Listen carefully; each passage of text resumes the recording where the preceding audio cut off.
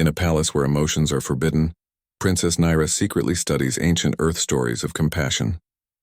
She risks everything to visit the chaotic Undercity, disguised among outcasts who could betray her with a single word. What she finds there will challenge her mother's entire empire and change her destiny forever. The Vetheri dominion spans across crimson dunes and silver spires, a civilization maintained through absolute control. Queen Lara's regime operates on a singular foundational belief that emotion represents the original flaw in all intelligent life.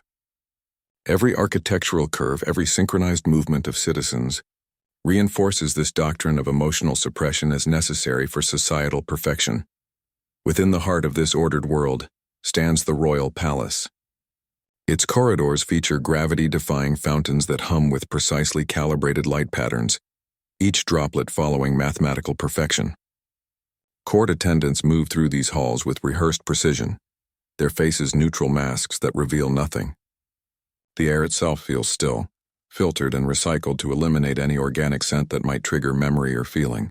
It is a masterpiece of control, beautiful and utterly lifeless. Naira's chambers reflect this sterile perfection.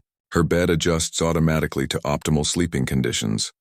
Her meals provide exact nutritional requirements. Her schedule follows imperial protocols. She possesses every material advantage her station can provide except one: the freedom to feel. Her world consists of controlled temperatures and predetermined outcomes, an existence where surprise has been systematically eliminated. Only one place offers escape. Deep within the palace's western wing lies a forgotten archive, its doors rarely opened. Here, temperature control systems have degraded, allowing dust to gather on abandoned data crystals. The air carries the faint scent of oxidized metal and aged polymer, a tangible deviation from the sterile corridors outside. This is where Naira comes to breathe air that hasn't been filtered, to touch surfaces that haven't been sanitized. Her fingers trace the edge of a human history crystal, its labeling faded but still legible. The archive's isolation field dampens surveillance, creating the only space where she can access forbidden knowledge without immediate detection. She knows the penalty for studying pre-purge materials, re-education that would strip away her curiosity, her quiet yearnings, everything that makes her more than a royal instrument. The crystal activates with a soft glow, projecting text from Earth's early space colonization era. She reads about human settlers who risked their lives to rescue strangers from dying ships, who shared resources when scarcity threatened entire colonies.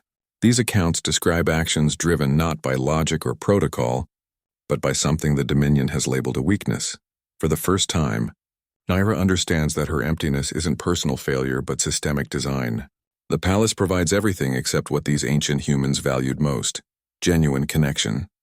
The stories describe laughter that wasn't calibrated, tears that weren't scheduled, bonds that formed outside approved protocols.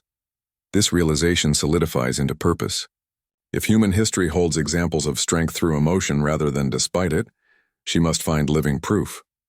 The archive contains records but not experience. She needs to witness connection firsthand, to understand what her mother's empire has systematically eradicated. Her hand closes around the data crystal, its edges digging into her palm.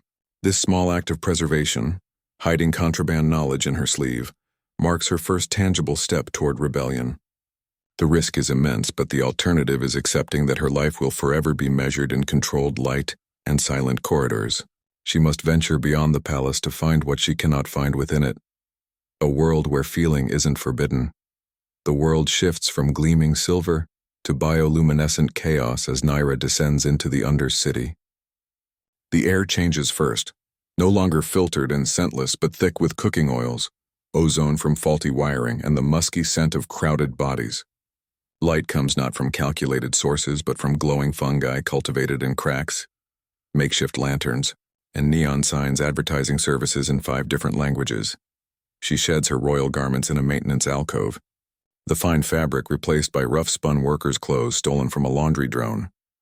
The fibers scratch against her skin, a constant reminder of her disguise. She smears dirt on her cheeks and arms, covering the telltale smoothness of royal care. Her hair gets tied back with a frayed cord hidden beneath a worn hood. Each adjustment feels like removing layers of her old life.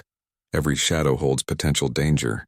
An enforcer patrol moves through the market, their polished boots echoing on the worn stone.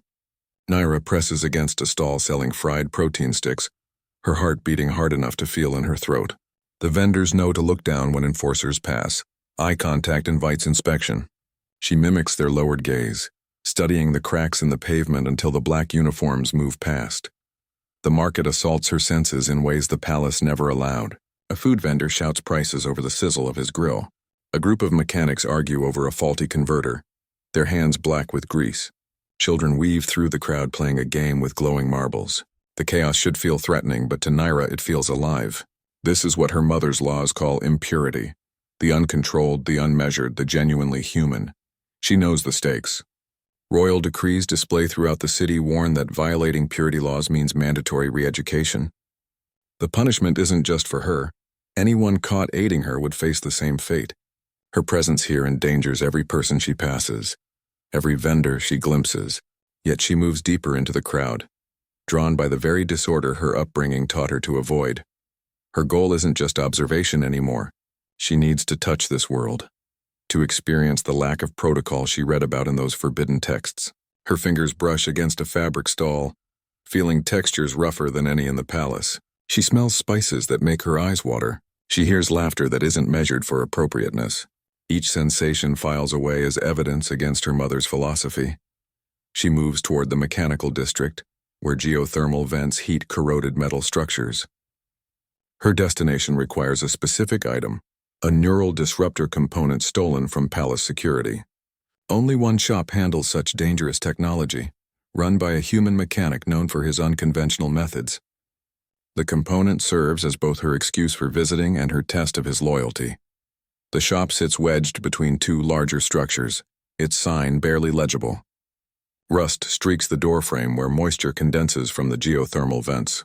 This is where Jax Torrin works, the human outcast who might help her or turn her in. She adjusts her hood one last time, ensuring her royal features remain hidden. The stolen component weighs heavily in her pocket as she pushes the door open. Inside a rusted hull suspended above a geothermal vent, Jax Torrin argued with a rubber chicken named Clucky about the proper torque calibration for a thruster housing. The chicken, mounted on a spring base near his workbench, wobbled with each vibration from the vent below. Jax wiped grease from his forehead with the back of his hand, leaving a dark smear across his brow. He spoke to the chicken as if it had offered technical advice, his tone a mix of genuine frustration and performative exasperation. His entire shop functioned as an extension of this paradoxical nature, a place where precision tools lay scattered among joke novelties, where serious repair work happened alongside absurd conversations with inanimate objects. Survival in the Undercity required staying invisible, yet Jax surrounded himself with things that drew attention. The rubber chicken had been a gift from a trader who appreciated his work, and Jax treated it with the seriousness others reserved for religious icons.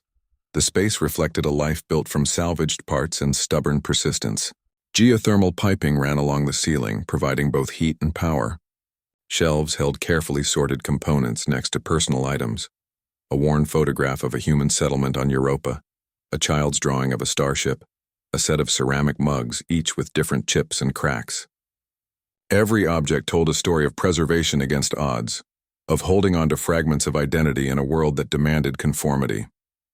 This cluttered workshop stood in absolute contrast to Naira's sterile palace, where her world offered perfect order, his embraced controlled chaos. Where her environment eliminated scent, his shop smelled of soldering flux, old metal, and the faint sulfur tang from the vents below.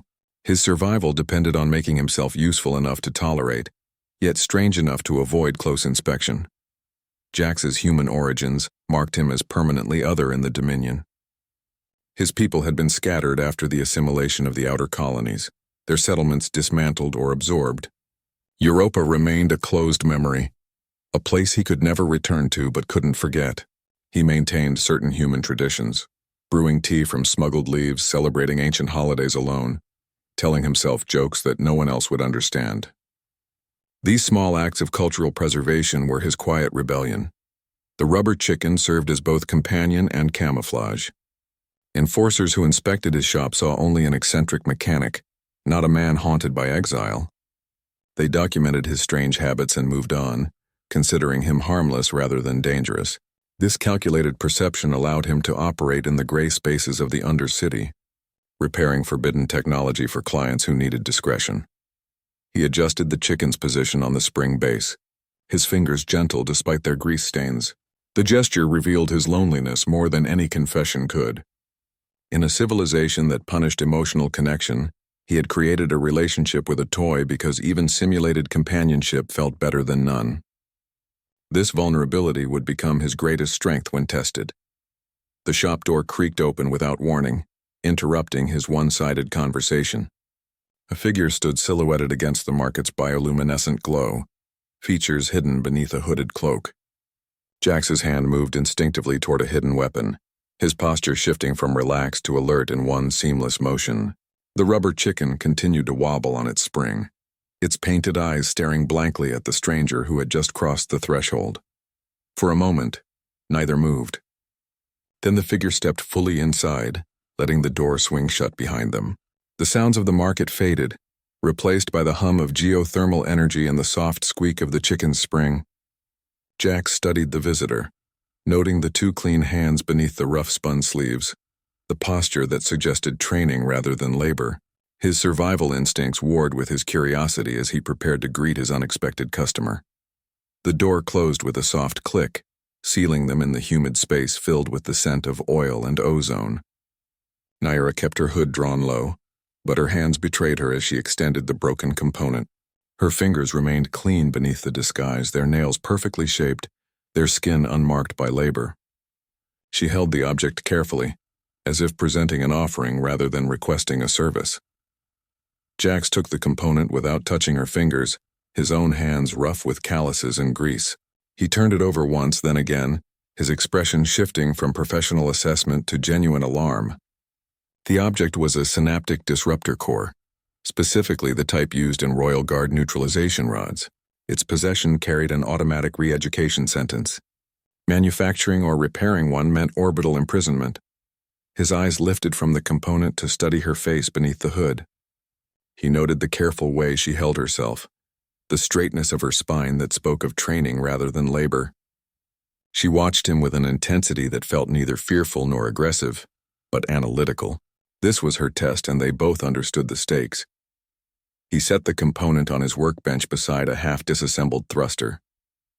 The rubber chicken wobbled on its spring as the table shifted. "This looks official," he said, his tone deliberately light. "You lose this during target practice?" The joke was a probe, an attempt to gauge her reaction while maintaining plausible deniability. Naira's response came measured and quiet. "It requires recalibration. The harmonic resonance destabilized during testing." She used technical language rather than street terms, another clue to her background. Her eyes never left his face, reading the subtle tension around his mouth, the way his fingers tapped twice against the workbench. Jax understood this dance. Customers with dangerous requests always tested him first. They'd bring compromised tech, watch how he reacted, then either leave or reveal their true needs. But this felt different.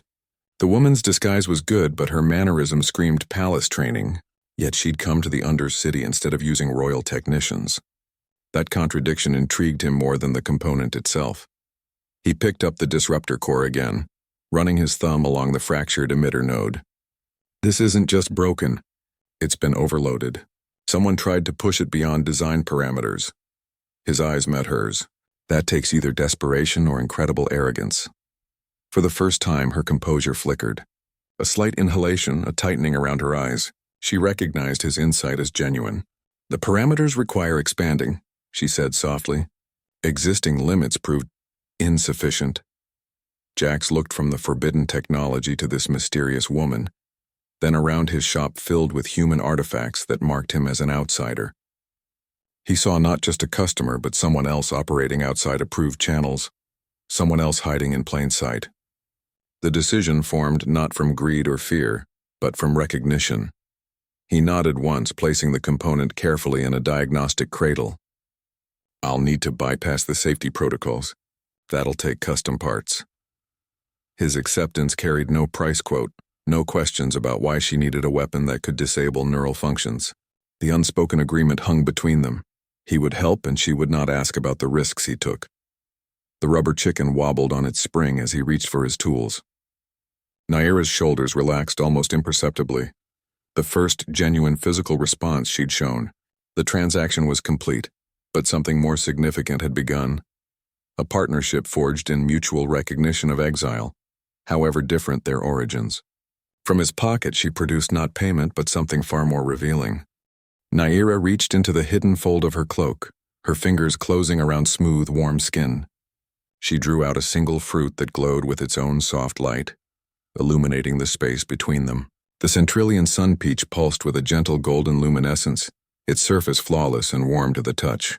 She held it out across the workbench, an offering that contradicted every rule of their encounter. Jax studied the fruit with narrowed eyes. He recognized the variety: royal garden cultivation, genetically maintained for perfect appearance and flavor. Common market fruit might carry tracking nanites or biological agents, but something this pure represented a different kind of risk. Accepting it meant accepting her connection to powers far beyond his workshop. His hand hesitated above the glowing fruit, fingers suspended in the humid air. He took it. The peach felt warmer than he expected, its light casting patterns across his grease-stained palm. He brought it to his nose first, inhaling the scent of sunlight and sugar. Then he bit into the flesh. Juice spilled over his chin, glowing faintly as it traced lines through the dirt on his skin. His expression shifted from guarded assessment to genuine shock. The flavor unfolded in layers, not just sweetness but memory. It tasted like stories his grandmother told about earth orchards, like something from a world before exile. For a moment, neither spoke. The only sounds were the hum of geothermal vents and the soft drip of peach juice onto the workbench. Naira watched him with an expression that had lost its calculated neutrality. She saw the way his shoulders relaxed, the genuine pleasure in his eyes. This was the connection she had read about. Not transaction, not negotiation, but shared experience. The fruit represented everything forbidden by her mother's philosophy. It was beauty without function, pleasure without purpose, a gift that served no strategic advantage. By offering it, she revealed more about herself than any confession could. By accepting it, he acknowledged understanding that revelation. Jax wiped juice from his chin with the back of his hand, leaving glowing streaks on his skin. He looked from the half-eaten fruit to Naira's hands, still illuminated by its residual light. "Glitter fingers," he said, the words softer than his usual joking tone. The nickname acknowledged both the physical evidence of their shared moment and the unspoken truth of her origins. It was an acceptance that carried humor instead of fear, recognition instead of accusation. The rubber chicken wobbled on its spring as Jax set the remaining peach on the workbench. He didn't offer to return it or share it further. The fruit became their first shared possession, their first mutual secret. The dangerous component lay forgotten nearby, its political significance overshadowed by this simpler, more human exchange. Their agreement formed without negotiation. He would repair what she needed. She would trust his discretion. The terms remained unspoken because the peach had already established them. This was partnership, not business. The glowing juice on their hands marked them as collaborators against the sterile perfection of the world above. Then the emergency broadcast channel activated on Jax's wall display, cutting through the moment with static and urgency. Every screen in the Undercity would be flashing the same signal, every citizen stopping to watch. The peaceful glow of their shared moment vanished beneath the harsh blue light of official transmission. Queen Lara's face appeared, her expression colder than the space between stars. The emergency broadcast channel activated simultaneously across every screen in the Undercity. Static crackled through market stalls, shop displays, and personal devices, overriding all other signals. Citizens stopped mid-transaction, mid-conversation, mid-breath. The familiar blue emergency transmission glow painted worried faces in the market below Jax's workshop, turning the vibrant chaos into a frozen tableau of apprehension. Queen Lara's face appeared on every screen, her features carved from ice and absolute authority. Her silver eyes held no warmth, her posture perfect against the backdrop of the royal sigil. She spoke in measured tones that carried the weight of law, each word precisely calibrated for maximum impact. The market's usual din had vanished, replaced by her voice echoing from 100 speakers in unnerving synchronization. She spoke of betrayal first, A traitor within the highest ranks, she said, her voice never wavering, someone who had abandoned sacred duties and violated fundamental laws. Her language remained formal, but the accusations grew more specific with each phrase. She detailed violations of purity protocols, contamination of royal bloodlines, and endangerment of societal stability. The words emotional contamination and genetic compromise landed with particular weight among citizens who lived under constant purity evaluations. Then she named her daughter. The words Princess Naira echoed through the silent market, followed by her official designation number and genetic markers. The announcement displayed current photos alongside childhood images, a brutal contrast between loyal heir and wanted fugitive. Queen Lara's expression remained impeccably controlled, but her eyes held a cold fury that promised severe consequences. The broadcast weaponized every citizen. It offered substantial rewards for information leading to capture, painting cooperation as civic duty. It reminded viewers that harboring a fugitive meant sharing their punishment. The transmission included real-time tracking protocols, instructing citizens to report any suspicious activity immediately. Normal life suspended itself under the weight of royal command. Naira stood frozen in Jax's workshop, her hand still extended from offering the peach.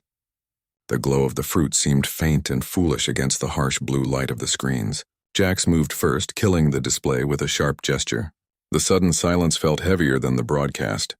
They could already hear the change in the market below, the nervous murmurs, the quickening footsteps, the first shouted commands from enforcers organizing search parties. The stakes transformed in that moment. This was no longer about secret repairs or philosophical disagreements. The princess had become a contagion to be eliminated, her very presence a threat to anyone near her. Jax understood immediately. His workshop would be among the first places enforcers searched. His association with forbidden technology made him a natural suspect. He grabbed Naira's arm, his grip firm but not harsh. The half-eaten peach rolled across the workbench, its glow staining the surface. There was no time for questions or planning. Every second spent stationary increased their danger. The market would turn hunter within minutes, neighbors watching neighbors, shopkeepers reporting unusual customers. Jax pulled her toward the back wall where geothermal pipes entered the structure. His fingers found a hidden catch beneath a pipe joint. A section of wall slid aside, revealing darkness and a rush of heated air. The escape route wasn't designed for royalty. It was tight, rough, and smelled strongly of sulfur. But it offered their only chance. From the market below came the first distinct shout of "Check the mechanic's place," followed by the sound of booted feet approaching. Jax pushed Naira into the opening, following close behind as the panel slid shut. The comfortable chaos of his workshop vanished, replaced by the raw darkness of the planet's underbelly. Their descent into the geothermal maze began not with careful planning, but with desperate necessity. The maintenance hatch sealed behind them with a definitive thud, cutting off the world above. Darkness enveloped them completely, thick and absolute. The air changed immediately, becoming heavy with moisture and the distinct sulfurous scent of geothermal activity. Heat radiated from the rock walls, a living warmth that contrasted with the controlled environments above. For a moment they stood in utter blackness, their breathing the only sound in the cramped space. Then Jax activated a wrist light, its beam cutting through the darkness to reveal rough-hewn rock walls glistening with condensation. The passage sloped downward sharply, its floor worn smooth by years of secret traffic. He moved with practiced confidence, his free hand occasionally brushing against specific formations as if reading them like landmarks. Naira followed closely, her royal training useless in this raw, unstructured environment. Echoes descended through the rock above them, muffled shouts, the rhythmic thud of enforcer boots, the sharp crackle of comms devices, the sounds distorted through layers of stone, sometimes sounding frighteningly close, other times fading to near silence. Each noise reminded them that their pursuers were methodical, thorough, and utterly committed to their capture. This was the true underside of Zentra 7, the raw geological reality beneath the gleaming spires and controlled environments. No careful climate control here. No polished surfaces or calculated aesthetics. Steam hissed from fissures in the rock. Strange mineral formations glowed with faint internal light.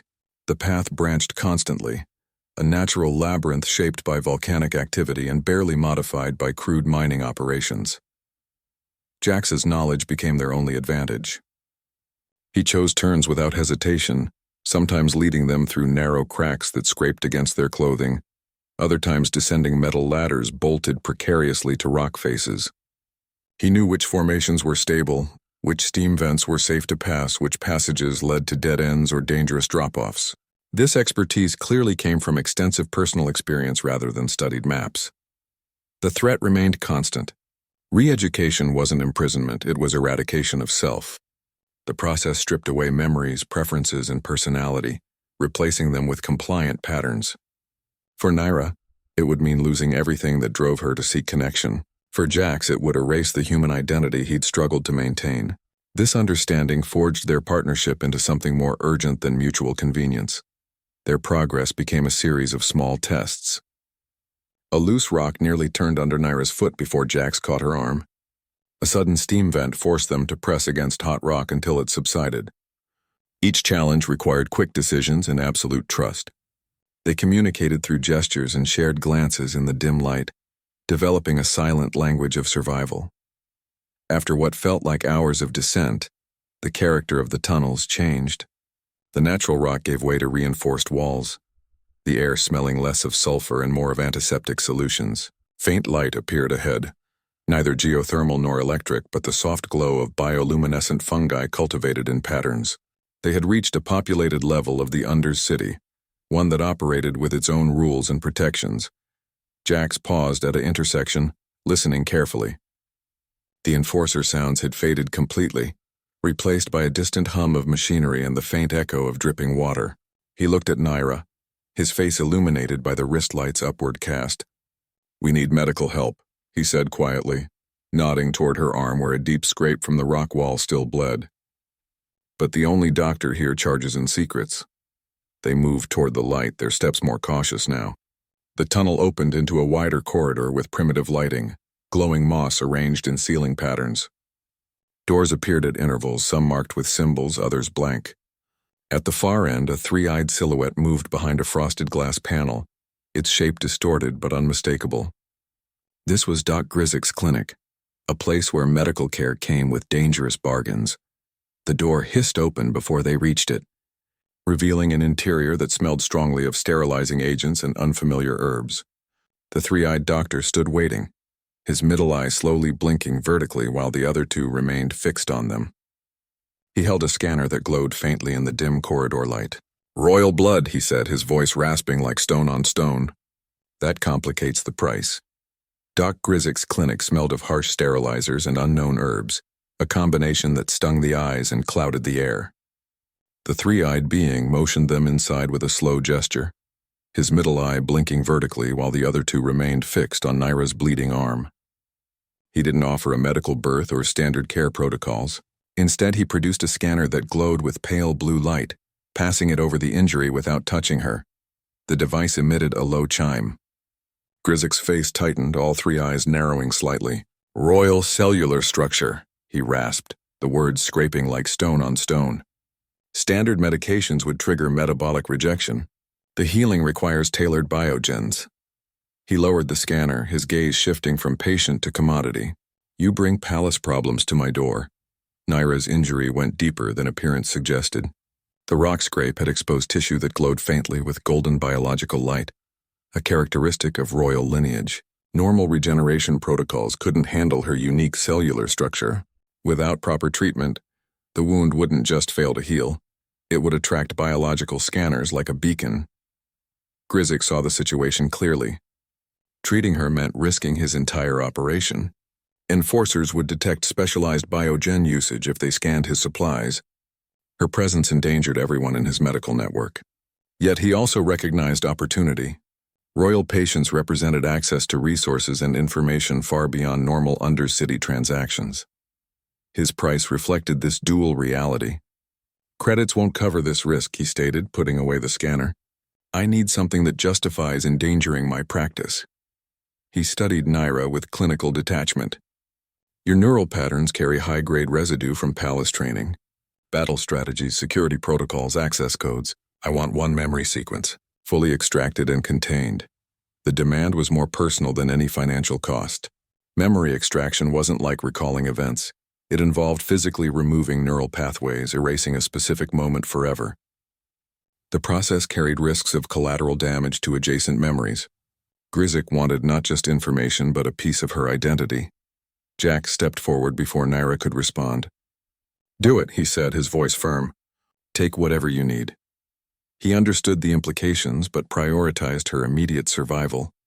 The injury made her trackable, and every moment increased their danger. Gryzik's gray morality was simply the reality of their situation. Survival required uncomfortable bargains. The doctor nodded slowly, all three eyes blinking in sequence. He prepared the extraction equipment, a device that looked more like a torture instrument than medical tool. Naira watched with tense acceptance, understanding that each choice now carried permanent consequences. Her rebellion had moved beyond theoretical risk to tangible sacrifice. Gryzik's scanner hummed to life again, this time with a different frequency. "The memory will determine the quality of treatment," he explained. "More valuable memories mean better biogens." The statement revealed his true nature. He wasn't just a doctor, but a trader in biological and informational commodities. His clinic served as front for more complex transactions. Naira closed her eyes as the device approached her temple. She focused on preserving what mattered most: the feeling of the peach's glow in her hand, the sound of Jack's calling her glitter fingers, the warmth of genuine connection. These she would protect at all costs. The memory she offered would be strategic but impersonal, a fair trade for their safety. The extraction created a tangible object, a crystal that glowed with captured neural energy. Gryzik took it with careful hands, storing it in a shielded container. Then he turned to his supplies, preparing the specialized biogens that would heal royal tissue without triggering detection systems. The bargain was sealed, their fates further intertwined with the dangerous economy of the Undercity. From within her clothing, Naira produced another object, this one pulsing with soft internal light. The Hearthstone shard's appearance made Gryzik freeze mid-preparation, his three eyes widening in unison. This changed everything about their transaction, elevating it from dangerous to treasonous. Naira reached into her inner cloak pocket, her fingers closing around warm crystalline edges. She drew out the Hearthstone shard, its inner light pulsing in slow rhythms like a sleeping heartbeat. The fragment glowed with soft golden luminescence, casting moving patterns across the sterile clinic walls. It felt warm against her palm, as if containing captured sunlight. This was no ordinary artifact. The Hearthstone served as the central regulator for royal systems, a relic passed through generations of rulers. Each shard contained encoded access to secure networks, defense protocols, and historical archives. Few even knew such objects existed, let alone possessed one. Its presence here in this underground clinic defied every law of the Dominion. Gryzik recoiled as if burned, all three eyes widening simultaneously. His scanner clattered to the metal table. "That is treason-level artifact," he rasped, his voice losing its clinical calm. "Possession carries orbital drop punishment. Trading it?" He couldn't finish the sentence, simply shaking his head. The Hearthstone represented ultimate authority, and here it rested in the hand of a fugitive. The penalty for handling such an object wasn't just death. It was complete erasure. Orbital drop meant being launched into space without protection, body and identity vaporized in atmosphere re-entry. No record would remain, no memory would be preserved. The punishment served as ultimate deterrent against challenging royal authority. Naira's hand remained steady, the shard glowing softly in her grasp. Her willingness to part with this symbol of power spoke more clearly than any declaration. She wasn't just escaping her mother's rule. She was actively rejecting everything it represented. The Hearthstone embodied the system she was born to inherit, and she offered it as payment for freedom. Jax watched her face, seeing the determination in her eyes. He understood this wasn't strategic calculation but profound commitment. She risked not just her life but her very legacy, trading the ultimate symbol of royal privilege for a chance at something genuine. This act cemented their partnership beyond survival necessity. It became shared rebellion. Gryzik approached slowly, his middle eye blinking rapidly. He produced a lead-lined container, its interior padded with energy-dampening material. "Place it inside," he instructed, his voice hushed. Its resonance attracts scanners. The transaction felt ceremonial, weighted with significance beyond medical treatment. Naira lowered the shard into the container. As it settled against the padding, its light dimmed but didn't disappear, still visible through the protective layers. Grizik sealed the container with careful hands, then turned to his medical supplies with renewed purpose. The bargain had been elevated, and so would be the treatment. He prepared an injection of shimmering blue fluid, the biogens specifically tailored to royal physiology. The substance glowed with internal energy, far more advanced than standard undercity medical resources. This was palace-level technology, now being used to heal a wound inflicted during escape from that same palace. As the biogens entered Naira's bloodstream, her injury began sealing with visible speed. The glow around the wound intensified briefly, then faded to healthy tissue. The treatment worked perfectly, leaving no scar or energy residue that might attract scanners. Grizik had upheld his part of the dangerous bargain. Outside the clinic, new sounds echoed through the tunnels. Heavier footsteps, sharper commands. The enforcer surge had reached their level, moving methodically through the undercity's depths. The container holding the hearthstone seemed to pulse slightly, as if sensing the approaching danger. Their time had nearly run out. Moving through the upper market's crowded passages felt different now. Screens that once displayed market prices and public service announcements now flashed with updated wanted posters. Naira's face appeared on every display, her features sharpened to look dangerous rather than royal. The images cycled through different angles, each carefully selected to emphasize her status as a threat rather than a person.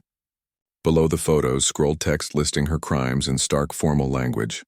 Queen Lara's voice echoed from every direction, a constant audio reminder of their peril. Her recorded message played on continuous loop, the words unchanged but somehow feeling more urgent with each repetition. The propaganda had intensified since their escape from the clinic. New phrases appeared in the scrolling text: emotional contaminant, genetic deviant, purity risk. The language systematically dehumanized Naira, framing her not as a political opponent, but as a biological threat requiring elimination. The hunt transformed from passive observation to active pursuit. Enforcer patrols moved through the crowds with new purpose, their scanners actively sweeping faces rather than waiting for alerts. Citizens avoided eye contact, some from fear of being scanned, others from fear of being accused of sympathy. The market's usual chaotic energy became strained, every interaction carrying potential consequences. Normal life continued but with underlying tension, like walking through a field of dormant explosives. Jax guided Naira through the crowd, using market stalls as cover. They moved with the flow of shoppers but stayed away from main thoroughfares. Every encounter felt dangerous. A child pointing at a vendor's sweets might be noting their position. A merchant offering samples might be testing their biological signatures. The planet itself had become a prison, its surveillance systems all directed toward one goal. They paused near a spice stall, the pungent aroma providing some cover from scent scanners. Jax watched two enforcers methodically checking identification chips. Their efficiency was terrifying. No anger, no frustration, just relentless precision. He realized then that Zentra 7 offered no safety. The entire world served as an extension of the palace's control systems. Survival meant leaving completely. The finality of Queen Lara's decree became clear in that moment. This wasn't just political disagreement. It was maternal disownment executed with cold precision. A mother had publicly branded her daughter a contaminant to be purified, using the full power of the state to enforce that judgment. The personal betrayal added another layer to their danger, making every citizen a potential instrument of royal will. Their goal shifted fundamentally in that crowded market. Hiding was no longer sufficient. Evading capture week by week, day by day, would eventually fail against such comprehensive resources. They needed to achieve what few had ever managed: complete escape from Zentra 7's gravity and surveillance. The concept felt both terrifying and liberating, expanding their possibilities while magnifying their risks. Jax remembered something then, a story from his early days in the Under's city. An old mechanic spoke of ships that didn't appear on official registries, vessels that moved outside imperial control. The story mentioned a specific location, the salt flats where geothermal vents met the desert, a place avoided by enforcers due to unstable energy readings. That rumor might hold their only chance. He guided Naira toward a less crowded side corridor, speaking quietly near her ear. His words described a derelict freighter, half buried and forgotten, that might still hold spaceworthiness. The plan sounded impossible, but so did surviving another week on-world. Their desperate circumstances made the improbable worth attempting. The enforcers moved closer, their scanners humming actively. Jax pulled Naira deeper into the market's chaotic heart, their path now set toward the desert and whatever hope might be waiting there. The salt flats stretched to the horizon like a cracked white canvas, shimmering under Zentra 7's twin suns. Jax led them toward a geological anomaly where the crust thinned, sending heat distortions dancing above the surface. There, half buried in the crystalline dust, lay their impossible hope, the dusty comet. The freighter looked less like a ship and more like a collection of scavenged parts reluctantly holding together. Its hull showed evidence of multiple repairs, with patchwork plating covering older damage. One engine nacelle hung at an awkward angle, its mounting clearly compromised. Enforcer patrols circled the perimeter daily, their skimmers kicking up plumes of salt dust. The patrols never came too close. Geothermal instabilities played havoc with their sensors, creating the small window of opportunity Jax remembered from old stories. They worked in the dangerous gaps between patrols, knowing any visible activity would bring immediate investigation. The constant threat forced efficiency upon them, every movement calculated to avoid detection. For 14 standard cycles they labored. Jax worked with wrench and welder, his hands bleeding through makeshift bandages. He showed Naira how to identify structural weaknesses by sound alone, tapping hull plates and listening for telltale vibrations. She brought Royal Engineering knowledge to problems he'd only solved through improvisation. Together they recalibrated systems that should have been beyond repair, creating solutions that blended palace precision with undercity practicality. Their roles reversed naturally. Jax taught her how to prioritize repairs when resources were scarce, how to make temporary fixes hold under pressure. She showed him calibration techniques that tripled system efficiency, mathematical models that predicted failure points before they ruptured. The fusion drive became their greatest challenge. Its containment field flickered unpredictably, threatening catastrophic failure with every test cycle. They learned to read its unstable hum like a medical monitor, recognizing dangerous frequencies before they peaked. Nights brought a different kind of work. Sheltered in the ship's cramped cabin, they shared stories instead of supplies. Jack spoke of human settlements before the Dominion, of traditions preserved through whispers. Naira described palace life with new perspective, seeing its emptiness clearly now that she knew genuine connection.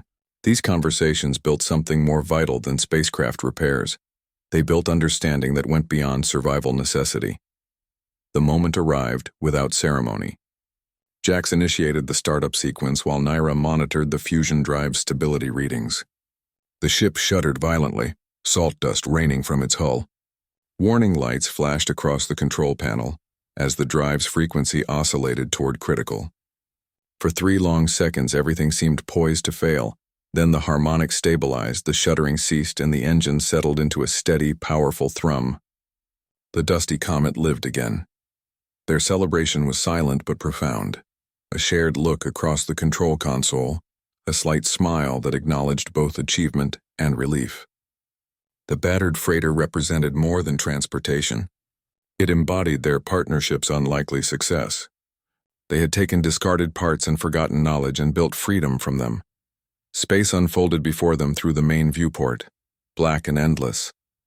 The dusty comet lifted from the salt flats on columns of blue fire, rising through atmospheric layers that gradually deepened from blue to black. For the first time since her escape, Naira felt something like hope. Then the proximity alert sounded, its sharp tone cutting through the moment. A ship dropped from warp directly ahead, its crimson armor gleaming against the starfield. Space revealed its true nature as they cleared Zentra 7's atmosphere. Not freedom, but another layer of containment. The dusty comet's engines had barely stabilized when space rippled ahead of them. A ship emerged from warp without warning, its arrival silent but immense. Crimson armor plates caught the distant starlight, each one polished to lethal perfection. The vessel dwarfed their freighter, its weapon arrays already tracking their position. This was no standard patrol ship. The Interdictor class served as the Dominion's specialized hunters, designed to capture rather than destroy. Its sleek lines suggested speed and precision, its armor indicating resilience against any civilian countermeasures. Every aspect of its design communicated overwhelming advantage. The ship positioned itself between them and the jump point, blocking escape with calm authority. Jax's usual humor deserted him completely. He stared at the warship filling their viewport, his hands frozen above the controls. "Oh, come on," he said, the words flat with disbelief. "Can't we have one happy ending?" The joke fell away instantly, leaving only the stark reality of their situation. Their patched-together freighter stood no chance against military-grade systems. The power disparity was absolute. Their ship had weapons designed for asteroid deflection, not combat. Their shields could handle radiation and debris, not plasma cannons. Their engine, though miraculously functional, couldn't outrun an Interdictor's grasp fields. The warship hadn't even activated its primary weapons yet. Just maintaining position conveyed its superiority. Naira watched the Crimson ship with different understanding. She recognized the subtle markings near its command section, the specific configuration of its sensor arrays. This wasn't just any Interdictor, it was Corvith's personal vessel. Her mother's most dedicated hunter pursued them with particular interest that went beyond duty. His reputation involved psychological warfare before capture, enjoying the pursuit as much as the result. She placed her hands flat on the control console, fingers spreading across the surface. "My bloodline carries emergency access protocols," she said, her voice calm despite the circumstances. "Royal genetics can override some systems at close range." The admission carried weight. She spoke of abilities rarely acknowledged outside palace training circles. The cost became immediately apparent. Her hands began glowing with soft golden light where they contacted the console. The effect spread up her arms, visible beneath her skin. "The override burns through my cellular energy," she explained. "It uses life force rather than power cells." She would pay for any system disruption with her own vitality. Her proposed plan was fundamentally suicidal. She suggested flying directly toward the Interdictor's main hangar, using the override to momentarily disrupt containment fields. If timed perfectly, they might slip through before the ship's systems compensated. If timed poorly, they would vaporize against operational shields. The maneuver required absolute precision and unimaginable risk. Jax objected immediately, his protective instincts overriding tactical considerations. He started to suggest alternative options, evasive patterns, distress signals, anything less directly dangerous. But the Interdictor chose that moment to demonstrate its capabilities. A tractor beam activated, its blue energy wrapping around the dusty comet like grasping fingers. The freighter shuddered violently, systems overloading under the stress. Their time for debate ended. The warship began drawing them toward its hangar bay, the process smooth and inevitable. Naira's hands glowed brighter on the console, her body tensing with gathering energy. She met Jax's worried gaze with determined resolve. This would require perfect coordination and total trust, with failure meaning capture or death. The golden light intensified around her hands, spreading across the control panels. She focused on the hangar's energy signature, seeking the specific frequency of its containment field. Her breathing became labored, the energy drain already affecting her physically. The override demanded everything she had to give and then more. Their narrow escape left the dusty comet drifting without power, its systems drained by Naira's genetic override. The Crimson Interdictor hung motionless against the starfield, temporarily disabled but already showing signs of reactivation. As emergency power flickered online, another ship approached without warning. This vessel moved with silent grace, its design unlike anything in Dominion records. Silver hull plates shifted like liquid mercury, absorbing light rather than reflecting it. The ship emitted no energy signature, no weapons readiness, no communication signals. It simply appeared beside them, a ghost made tangible. A docking bridge extended, connecting to the comet's airlock with perfect seal. The hatch opened to reveal a woman whose features echoed Naira's own, though aged with experience and sorrow. Silra stood with the same royal posture, but without its cold formality. Her eyes held warmth and immediate recognition. She identified herself as Nyra's aunt. The sister Queen Lara had exiled decades earlier for similar transgressions.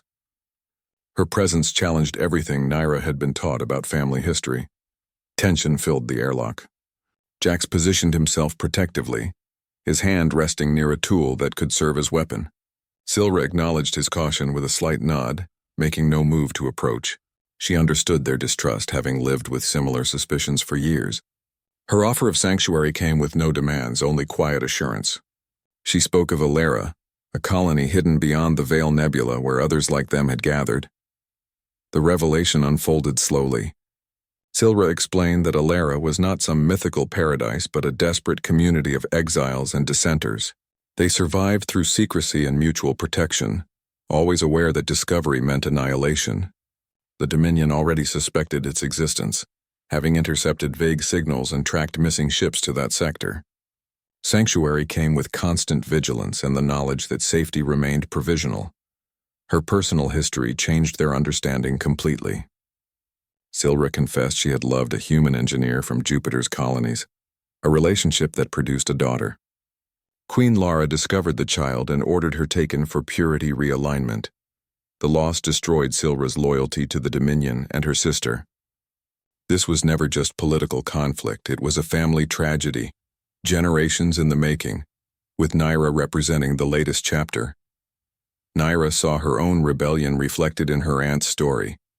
The same yearning for connection, the same defiance of cold logic, the same willingness to risk everything for genuine feeling. Their mirrored experiences suggested something deeper than coincidence, perhaps a familial trait that Lara had tried to erase through control and punishment. Alera represented both hope and greater risk. Reaching it required traversing monitored space with improved evasion techniques. Remaining there meant living with the constant threat of discovery. But it also offered resources beyond their battered freighter, allies, information, and the chance to build rather than just survive. Silra's ship, the Luminar, contained technology that predated the Dominion's emotional purges. Its systems responded to biological signatures rather than coded commands, operating on principles of harmony rather than control.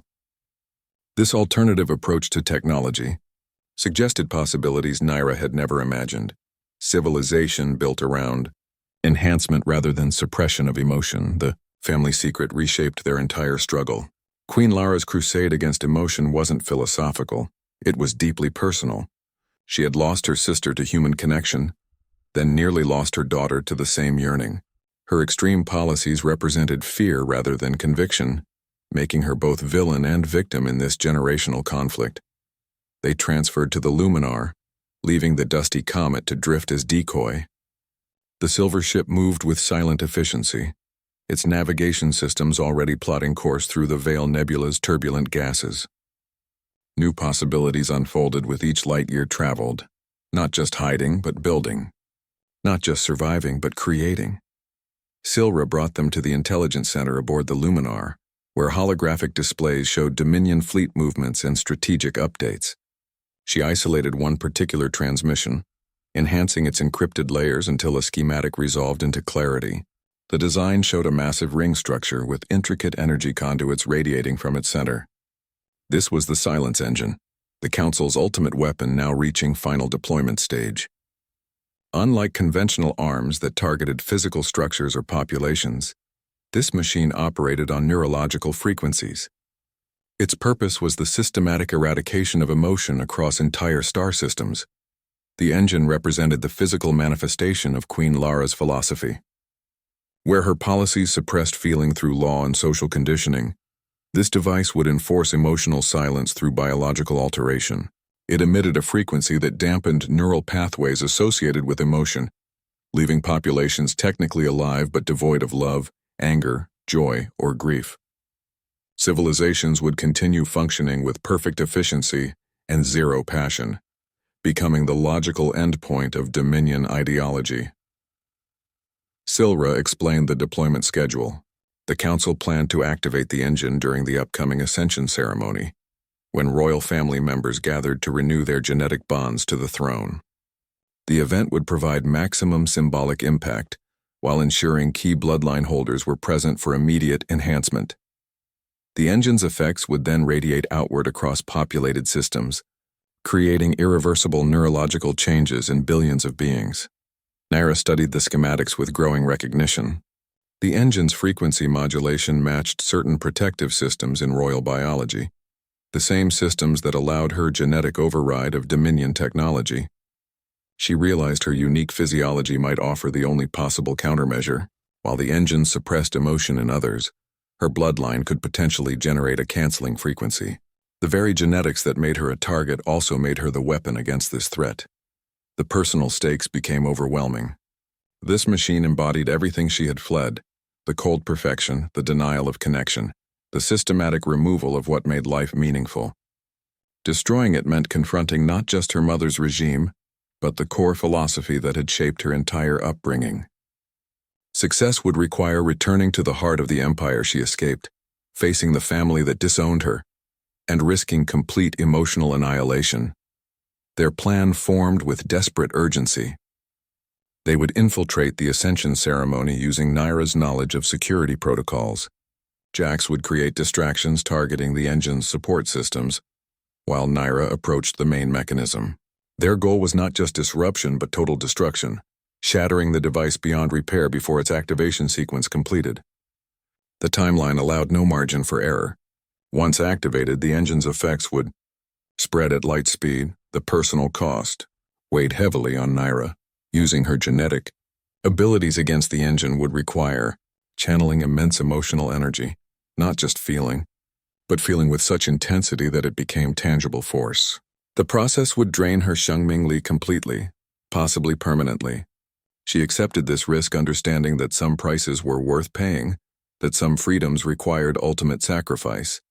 This revelation recontextualized their entire struggle. They weren't just fighting for personal freedom anymore, but for the emotional freedom of entire civilizations. The silence engine threatened to impose permanent numbness across the galaxy, creating a universe where connection became impossible and compliance became biological imperative. Breaking it represented the only chance to preserve feeling itself. Their course was set toward the heart of the Dominion, toward ceremony and confrontation. The Luminar changed direction, its silver hull shifting against the starfield as it plotted the dangerous journey back to Zentra 7. They moved toward the place of greatest danger, carrying the galaxy's last hope for feeling in Naira's unique biology and unwavering resolve. Their capture came swiftly despite careful planning.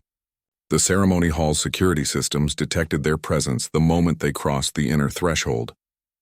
Corvith awaited them at the silence engine's control platform, his crimson armor reflecting the machine's pulsating light. His enforcers moved with coordinated precision, disarming Jax and restraining Naira before either could react. The struggle was brief and brutal, ending with them on their knees before the very weapon they had come to destroy. Corvith removed his helmet, revealing a face marked by both discipline and deep fatigue. He spoke not with the detached tone of a loyal enforcer, but with the fervor of a true believer. "The prophecy foretold this moment," he said, his voice low and intense. "The eclipse flame must be wielded by one purified of emotional weakness. I have sacrificed everything to earn this right." His words carried personal conviction, suggesting motives far beyond duty or promotion. He approached the silence engine's main interface, his fingers hovering above the activation controls. "This machine will not just enforce order, it will complete our evolution. No more conflict, no more pain, no more betrayal." His gaze shifted to Naira, containing something more complex than hatred. "You represent everything we must transcend. The final test before ascension." During his speech, Jax managed to loosen one restraint. He lunged not at Corvith, but at a secondary control panel. The struggle that followed was desperate and chaotic. Corvith moved to intercept, his armor enhancing his strength and speed. They crashed against the main console, sending shockwaves through the system. An emergency containment field activated, sealing them inside with the humming engine. In the struggle, Jax's hand caught on a seam of Corvith's armor. The chest plate disengaged slightly, revealing not more armor beneath but old faded photographs adhered to the inside surface. One showed a younger Corvith with a woman who shared Naira's features. Another showed him holding a child with human characteristics. The images suggested a life before the armor, before the fanaticism. Corvith recoiled, his composed demeanor cracking for the first time. He stared at the revealed photographs as if seeing them himself after years of avoidance. His voice lost its ceremonial tone, becoming raw with remembered pain. Lara told me they died in a human uprising. She said emotional attachment made them weak. He looked from the photos to Naira, his expression shifting from fanaticism to dawning horror. You have her eyes. My sister's eyes. The truth unfolded in that sealed chamber. Corvith was not merely the Queen's loyal general. He was her brother-in-law, married to Naira's aunt before her exile. When his human wife and hybrid child were taken for purity realignment, Lara had rewritten his memories, turning his grief into weaponized devotion. The man who hunted emotional contamination was himself a victim of emotional erasure. The conflict transformed instantly. This was no longer conqueror against rebel, but family against family, trauma against trauma. Corvith's fanaticism evaporated, replaced by the agony of recovered memories. He saw his own loss reflected in Naira's rebellion, his own stolen life in her fight for freedom. The system he served had taken everything from him, then used his pain to enforce its will. He stepped back from the controls, his hands trembling without the armor's support systems. The silence engine continued its activation countdown, its hum growing more intense. Corvith looked from the machine to Naira, then to the photographs exposed against his chest. His personal mission shattered, replaced by a desperate need for redemption. The family reckoning had reached its final, painful stage. Naira understood what needed to happen. The machine required royal blood for activation, but it also responded to royal biology for override. She approached Corvith not as an enemy, but as family united by loss. Their combined genetic signatures might achieve what neither could alone, not just stopping the engine, but transforming its purpose. The act would require absolute trust between former enemies, a leap of faith across generations of betrayal. The engine's hum reached critical frequency, its light becoming almost blinding. Naira extended her hand toward her uncle, the man who had hunted her across star systems. The choice was his: continue serving the system that destroyed his family or join her in breaking its hold forever. His decision would determine not just their fates, but the emotional future of the entire Dominion. Naira closed her eyes as the silence engine's frequency intensified. She remembered stories from before the purges, tales her aunt had whispered of a time when emotion wasn't considered weakness. Drawing breath from a place deeper than lungs, she began to sing. The sound emerged not as melody but as pure tone, a single crystalline note that held within it everything she had discovered beyond the palace walls. The warmth of shared fruit, the trust forged in darkness, the courage found in connection. The note clashed against the engine's mechanical hum. Two frequencies warred in the chamber, one designed to suppress feeling, the other born from feeling itself. The conflict became visible as light patterns, golden waves meeting silver oscillations in the air between them. Naira's tone held qualities the machine couldn't process: the vibrato of vulnerability, the resonance of genuine emotion, the complexity of uncalculated experience. Her physical energy drained rapidly. The effort drew from her life force rather than vocal strength. Her knees buckled, but Corvith moved to support her, his armored gloves gentle against her shoulders. Together they maintained the frequency, their combined royal blood amplifying the effect. Jax added his voice, not with genetic advantage but with raw human emotion that strengthened their counter-frequency. The silence engine struggled to compensate. Its systems were designed to neutralize emotional energy, but this was something different. Emotion transformed into purposeful force. Cracks appeared in its crystalline structure, spreading like spiderwebs across its surface. The humming shifted pitch, becoming erratic and strained. Warning lights flashed across its console as internal systems overloaded.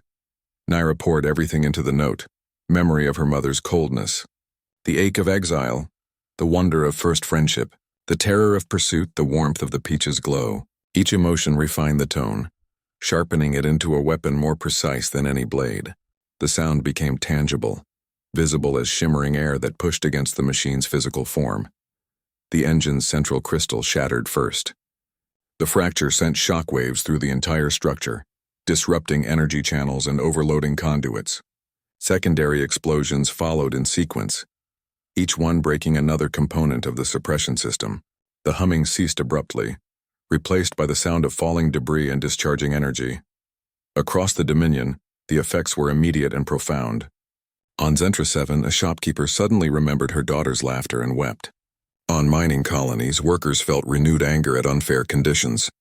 On warships, crew members hesitated before following orders, their unquestioning obedience replaced by individual conscience. Billions experienced emotion without understanding why, their neurological pathways suddenly free from artificial dampening. The silence that followed felt different, not the absence of sound but the presence of possibility. Naira collapsed into Corvith's arms, her energy completely spent but her work complete. The chamber stood filled with crystal dust and new understanding. They had not just destroyed a machine, they had broken the philosophical foundation of an empire. Outside the palace, people began gathering in public spaces, their expressions showing confusion, wonder, and awakening feeling. The change would bring chaos and beauty, challenge and opportunity. The fragile peace beginning in that moment would require careful nurturing, but it was a peace built on authenticity rather than control. The dust of the old regime settled slowly. From its particles, a new framework took shape, the Unity Accord. This document began with simple words: no caste, no purity laws, just peace. Its principles were drafted not in palace halls but in public squares, with input from species once deemed inferior. The Accord recognized emotion not as weakness but as essential complexity, the very texture of conscious existence. Rebuilding proved harder than breaking. Systems built over generations did not vanish with a signed agreement. Former enforcers struggled to become protectors. Citizens accustomed to directives now faced choices. The transition brought confusion, disagreement, and occasional violence. The work required patience few possessed and wisdom few had tested. Every day presented new challenges that theoretical principles couldn't anticipate. Naira and Jax found themselves leading not by appointment, but by natural authority. Their partnership became the model for this new era, royal precision blended with human adaptability, discipline balanced with compassion. They spoke not as rulers but as facilitators, listening more than commanding. Their credibility came from having lived the old system's failures and fought for something better. Ilera emerged as the Accord's living example. The hidden colony opened its coordinates, becoming a beacon for those seeking to build rather than destroy. Its population grew to include species once segregated, skills once suppressed, traditions once forbidden. The settlement operated on cooperative principles, with resources shared according to need rather than status. It became the testing ground for ideas later adopted across the Dominion. Amidst these sweeping changes, small symbols held deep meaning. On Jax's workbench in their new quarters, Clucky the rubber chicken wore a tiny crown fashioned from scrap metal. The absurd figure represented their journey's paradoxical nature, serious purpose forged through humor, grand change built from humble beginnings. Visitors sometimes smiled at the toy, then understood its significance as Jax explained its history. Their personal partnership became the Accord's foundation. Naira provided insight into large-scale governance, while Jax reminded her of ground-level realities. He taught her that policies must work for the mechanic struggling with outdated parts, the vendor feeding a family, the child learning without approved materials. She showed him how individual efforts connected to systemic change, how local solutions could inspire global patterns. The Accord faced constant tests. Some systems resisted change, clinging to old hierarchies. Others embraced freedom so fiercely they threatened to become chaotic. The balance between structure and liberty required constant adjustment, like a ship navigating between stagnation and anarchy. Every conflict resolution became a precedent, every compromise a building block.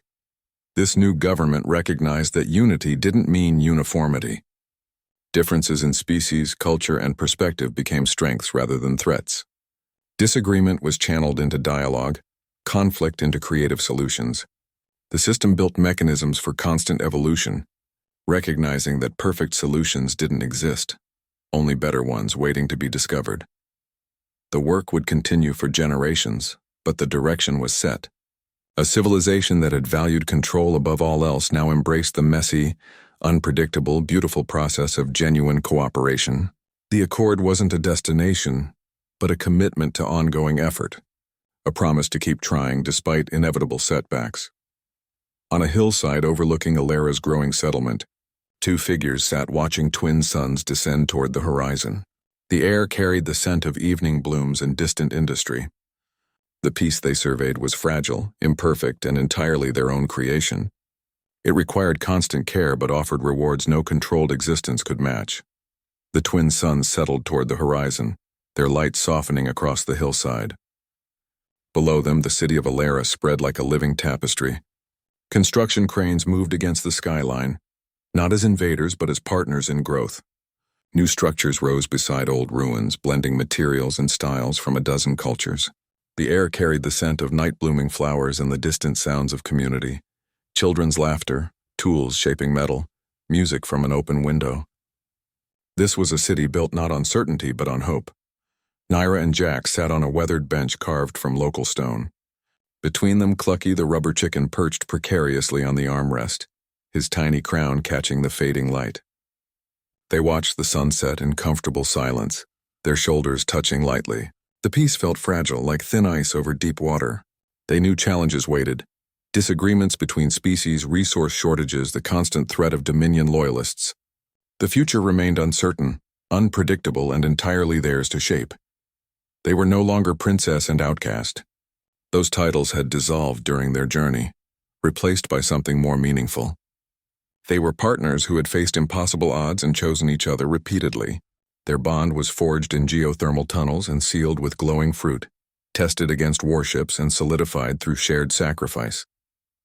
The hierarchy of their first meeting had given way to mutual respect and understanding. Naira's hand found Jax's, their fingers intertwining naturally. Her skin no longer glowed with royal biological light, but with the warmth of living freely. His calloused fingers held hers gently, the grease stains replaced by marks of their new work. Soil from helping plant community gardens, paint from repairing housing, small cuts from assembling furniture. Their partnership had become the foundation others looked to when doubt threatened progress. The sunset painted the clouds in deepening shades of orange and violet, a daily spectacle that still felt like a gift. Across the galaxy, similar scenes were unfolding on worlds where emotion was no longer suppressed. Beings who had lived in emotional silence were discovering laughter, grief, anger, and love. The awakening was messy and uncomfortable at times, but genuinely alive. Hearts were becoming bridges instead of boundaries. This hillside represented the resolution of Naira's journey from the palace tower. She had traded gilded isolation for this imperfect shared reality. The controlled fountains and sterile corridors felt like someone else's memory. Here the air carried unknown scents. The conversations held unexpected turns, and each day brought surprises. The uncertainty that once terrified her now felt like possibility. Jax adjusted Clucky's tiny crown, a smile touching his lips. The absurd toy had traveled from a dusty workshop to this moment, a constant reminder that humor could survive even the darkest circumstances. His joke had become their symbol. That joy deserved preservation alongside justice, that laughter could be revolutionary too. The lower sun dipped below the horizon, followed slowly by its companion. Twilight settled over the valley, bringing cooler air and the first evening stars. Lights began appearing in the city below, each window representing a life no longer constrained by purity laws or emotional suppression. The delicate piece would require constant nurturing, but it was theirs to protect and improve. Their quiet moment on the hillside contained the entire journey's meaning. Love and loyalty had proven stronger than genetic programming or imperial doctrine. Two beings from opposite ends of society had chosen connection over comfort, authenticity over safety. Their partnership had sparked a revolution that continued spreading across star systems, proving that courage could redefine destiny when guided by genuine feeling. The night settled around them, comfortable and full of promise. Naira's journey demonstrates that true rebellion begins with emotional courage. She risked everything not for power, but for the right to feel deeply. Her story reminds us that civilizations grow strongest through connection, not control. Across the vastness of space, it is our choices that shape reality. whether to build walls or bridges, to enforce silence or nurture understanding. Their partnership proves that love can dismantle empires when chosen over fear. The universe remains full of possibilities for those brave enough to embrace vulnerability as strength and connection, as purpose.